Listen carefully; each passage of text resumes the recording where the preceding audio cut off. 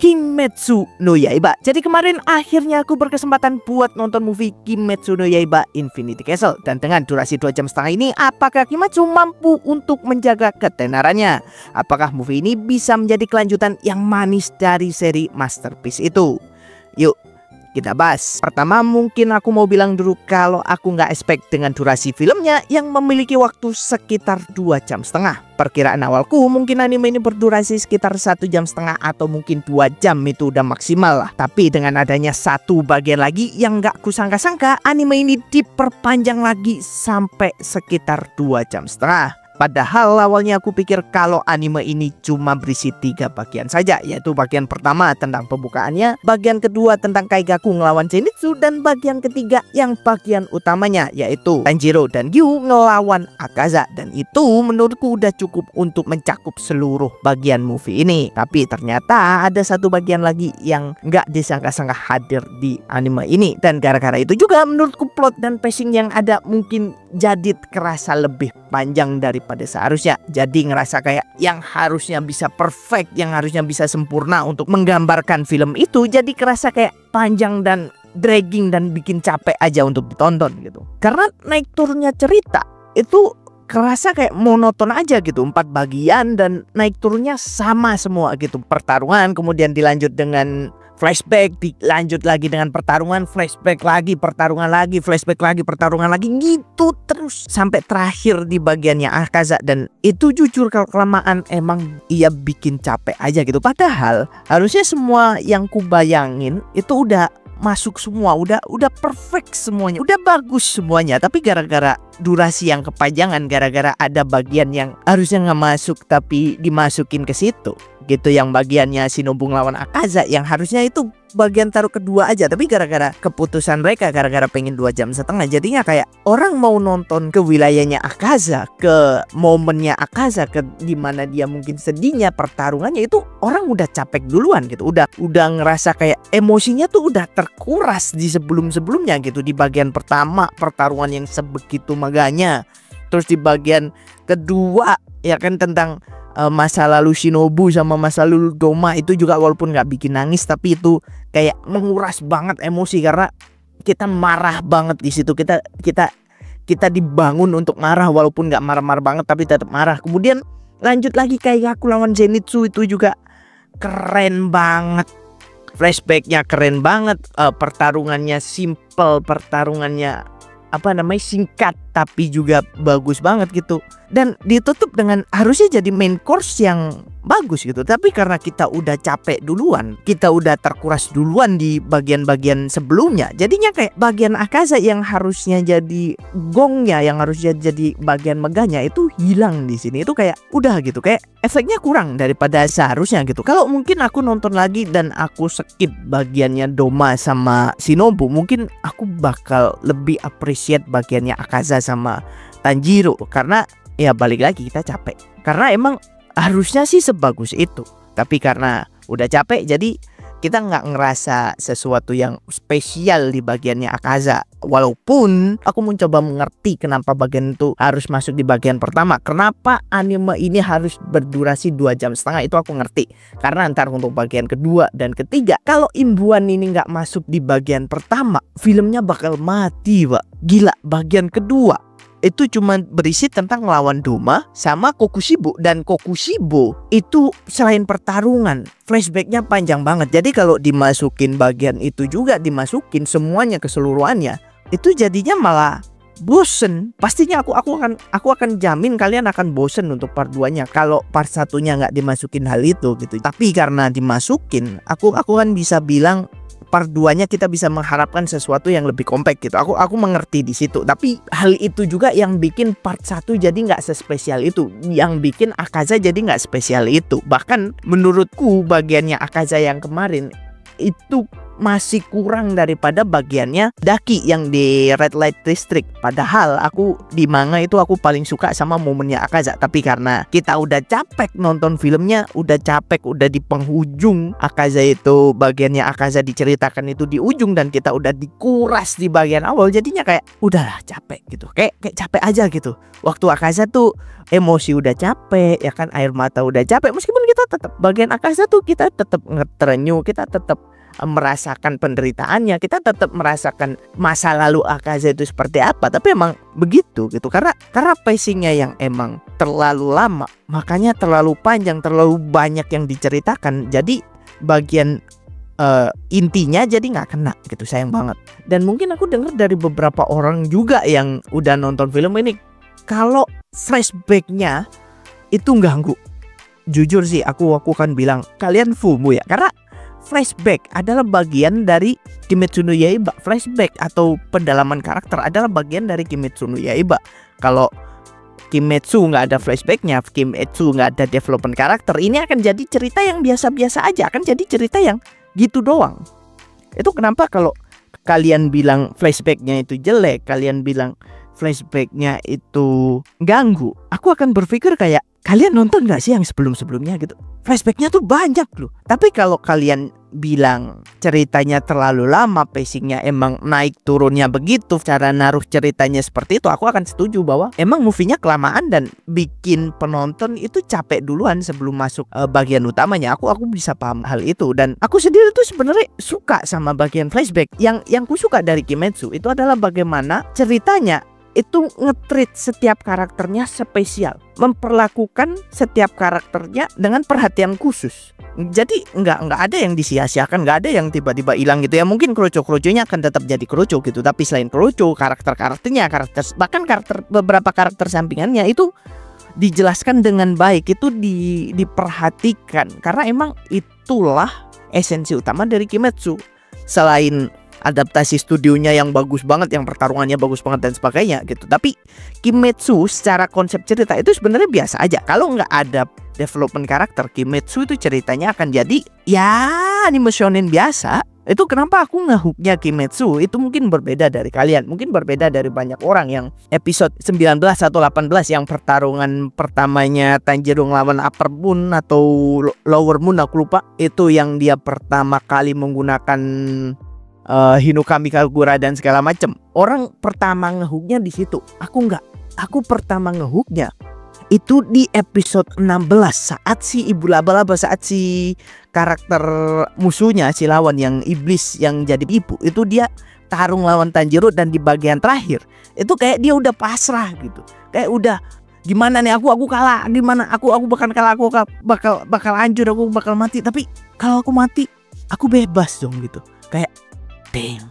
Kemudian menjulurkan tangannya gini kayak pasrah kayak itu, terus Tanjiro yang sadar gitu ngasih ampunannya dan di slicing tapi dengan teknik yang hangat. Itu menurutku sebuah pemerhatian karakter yang luar biasa banget. Jadi karakter sesimpel karakter sampingan itu kadang diperhatikan kayak gitu. Untuk development karakternya itu ada tiap-tiap karakter, dan emang itu yang bikin Kimetsu itu spesial. Kita nonton Kimetsu itu nggak cuma diberikan pertarungan yang seru, tapi juga karakternya itu kita diberikan, ditunjukkan karakternya seperti ini, karakternya siapa, sifatnya apa yang dia ingat dan sebagainya, itu ada semua di situ. Dan kita masuk ke dalam sana, kita menghayati karakter itu. Makanya tiap karakter itu memorable. Kayak misalnya aku masih ingat banget bagian yang laba-laba itu, tentu ya ingat banget karena emang itu karakter yang bikin aku ngehook sama Kimetsu. Itu yang pertama. Terus kita masih inget Rui, kita masih inget yang di kereta, kita masih inget bahkan side karakternya yang mau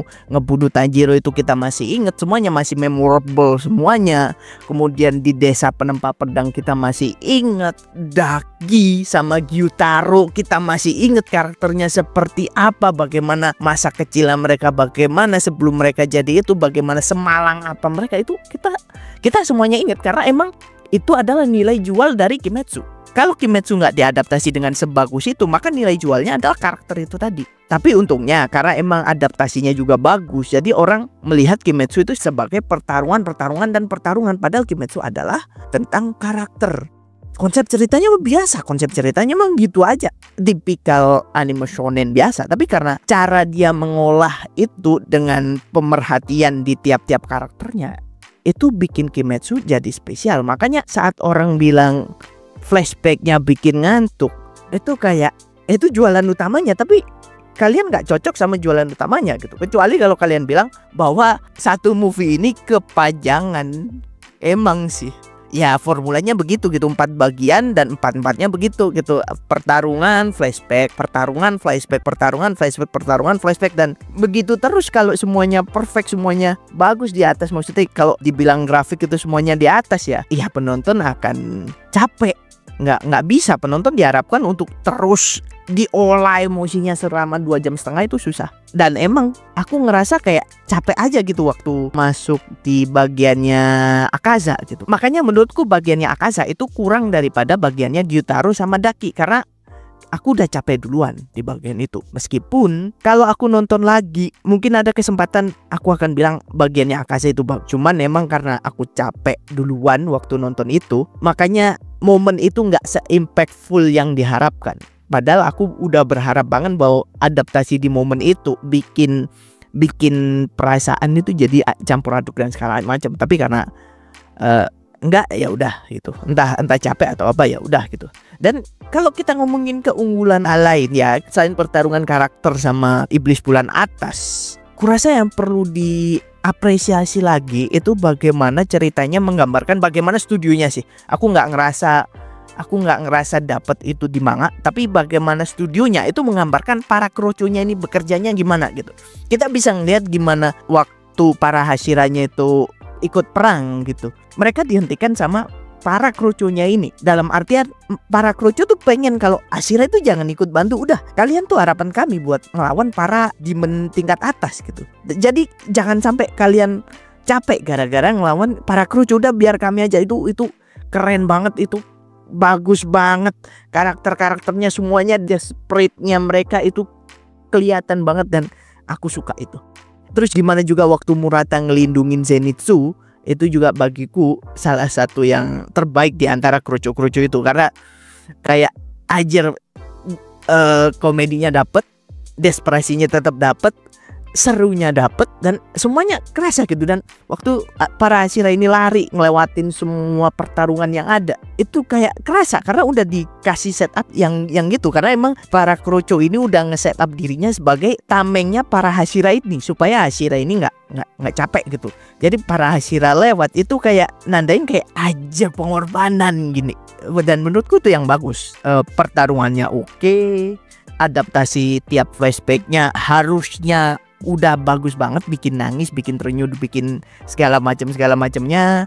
Dan mungkin tambahan, selain karena pacingnya yang terlalu dragging, yang terlalu lama, yang terlalu ditarik ulur gitu, ada beberapa hal lagi yang jujur mengganggu banget waktu nonton. Yang pertama jelas audionya, entah bener atau enggak, entah bener atau emang karena tadi aku udah capek nontonnya, itu audionya nggak sepowerful sebelumnya. Jadi setiap bagian flashback, setiap bagian pertarungannya tuh nggak semenggelegar sebelumnya, nggak menggelegar di seri atau movie sebelumnya gitu. Entah kenapa, entah diganti atau apa, tapi kayak kurang aja gitu. Entah momennya kayak bikin kurang dapet gitu. Terus kalau kalian notice, itu ada juga penurunan di bagian awal. Penurunan yang kumaksud itu terjadi di gambarnya, di visualnya, dimana kalau kalian sadar itu gambarnya kayak dari yang tajam banget tiba-tiba burem gitu. Untuk beberapa detik itu tiba-tiba burem. Ini beda dari yang misalnya efek-efek blur lah, efek-efek yang diblurin buat ngefokusin sama satu karakter gitu. Tapi ini beda gitu. Literally kualitasnya tuh kerasa banget turun gitu. Kayak misalnya kita nonton 4K tiba-tiba turun ke 1080, itu kan kerasa banget gitu. Atau mungkin nonton 1080 terus tiba-tiba sinyal drop dan turun ke 480 atau bahkan 360. Itu beberapa detik di bagian awal, itu kerasa banget di bagian awal dan beberapa kali. Dan untungnya cuma di bagian itu doang hal-hal kecil itu terjadi. Di bagian selanjutnya aku nggak ngerasa kalau ada penurunan lagi lah. Dan kekurangan yang terakhir mungkin aku nggak bisa nyalahin Kimetsu juga, karena ini kayak kesalahan teknis di bagian penyelenggaranya. Karena kekurangan yang terakhir ini adalah kekurangan di bagian translate-nya. Itu gila Pak translate-nya Pak. Aku nggak tahu siapa yang nge-translate, siapa yang ngebayar translator itu, tapi kayak dia tuh nge-translate dari bahasa Inggris, di copy bahasa Inggrisnya semua transkripnya kayak di copy bahasa Inggris semuanya, kemudian dipaste ke Google Translate, abis itu dipasang di filmnya. Itu ngaco banget Pak translate-nya Pak, gila Pak. Jadi kayak padanannya tuh nggak ada, padanan katanya, padanan kalimatnya itu nggak nyambung. Kadang ada beberapa yang nggak nyambung gitu. Misalnya kayak yang aku paling aneh itu waktu si Hashira Batu itu dia flashback ketemu sama Oya Kata Sama. Itu si Oya Kata Sama kan bilang, gunakan aku sebagai umpan, use me as a bait atau apa gitu. Terus si Gyome kalau di bahasa Jepang itu dia bilang kyoi, konfirmasi lah atau iya atau apa gitu. Aku lupa bahasa Jepangnya gimana, pokoknya dia itu konfirmasi baik gitu, kayak ngomong ke atasannya oke. Tapi ditranslate jadi guru. Gila, ngerusak suasana banget. Terus ada lagi di bagian terakhir waktu bagiannya Akaza juga translate-nya juga ngaco banget. Di bagian Akaza masuk terakhir itu yang sebelum dia ngerelain dirinya sendiri itu masuk, kemudian ketemu istrinya kan. Terus istrinya bilang Okairi Anata. Kan kalau di translate kan harusnya selamat datang sayangku atau selamat datang suamiku gitu. Tapi yang nge-translate itu cuma tahu nge-translate dari bahasa Inggris ke bahasa Indonesia. Anata itu diartikan jadi kekasihku. Sumpah aku bilang translate-nya sih harus diperbaiki, harus cari orang yang ngerti lah. Seenggaknya ngerti konteks atau ngerti bahasa Jepang. Ya nggak perlu ngerti bahasa Jepang juga sih, tapi ngerti konteks wibunya. Kalau bisa ngerti bahasa Jepang sih baik, karena kita bisa mendapatkan langsung padanan dari Jepang ke Indonesia. Itu lebih baik menurutku daripada padanan ke bahasa Inggris ke Indonesia. Karena translate dari Jepang ke Inggris itu udah beda. Terus Inggris ke Indonesia itu tambah ngaco lagi. Maksudnya hal itu bikin karakter itu dia bilang apa tapi translate-nya apa, dan itu sering banget ganggu kita nonton, jujur aja. Walaupun aku sedikit-sedikit tahu bahasa Jepangnya apa, arti Indonesianya apa, tapi kayak ganggu aja gitu kalau kita baca dan sebagainya. Jadi ya tolonglah next time kalau ada film Jepang lagi diperbaiki lagi translate-nya, mungkin nggak tahu deh. Itu dari penyelenggara aja. Kalau itu kekurangan bukan dari ini ya, bukan dari Kimetsu. Jadi kesimpulannya, walaupun emang movie Kimetsu kali ini tuh bagus banget, keren banget, ciamik banget, tapi daripada seri-seri sebelumnya, daripada movie-movie sebelumnya, yang kali ini tuh kayak cenderung punya beberapa kelemahan yang nggak bisa diterima gitu. Kelemahan-kelemahan kayak plot sama pacing yang ku bilang tadi, yang terlalu lama, yang bikin capek, yang durasinya yang kepanjangan, dan beberapa unsur lain yang nggak sesempurna sebelumnya, yang bikin momen-momen yang harusnya itu bagus banget, yang keren banget, itu jadi kurang impactnya daripada yang seharusnya diharapkan. Yang walaupun lagi kalau kita ambil positifnya nih, mungkin pengorbanan ini tuh diperlukan supaya dua movie ke depan itu nggak jadi hancur banget, nggak jadi jelek banget, dan jadi mungkin lebih menarik daripada seharusnya. Karena jujur cerita setelah ini menurutku tuh kurang banget daripada cerita sebelum-sebelumnya gitu. Kayak flashbacknya kurang, semuanya kurang.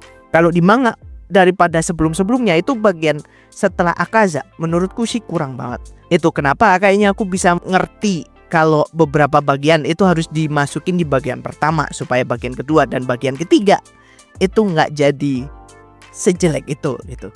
Oke lah, kayaknya itu aja yang ku omongin kali ini. Dan karena kayaknya tadi ada beberapa spoiler, jadi mungkin ada yang ku potong atau seenggaknya ya bakal ku sensor dikit lah mungkin ya. Dan ya, gimana menurut kalian soal Demon Slayer movie yang kali ini? Tulis saja pendapat kalian di kolom komentar. Terima kasih dan goodbye.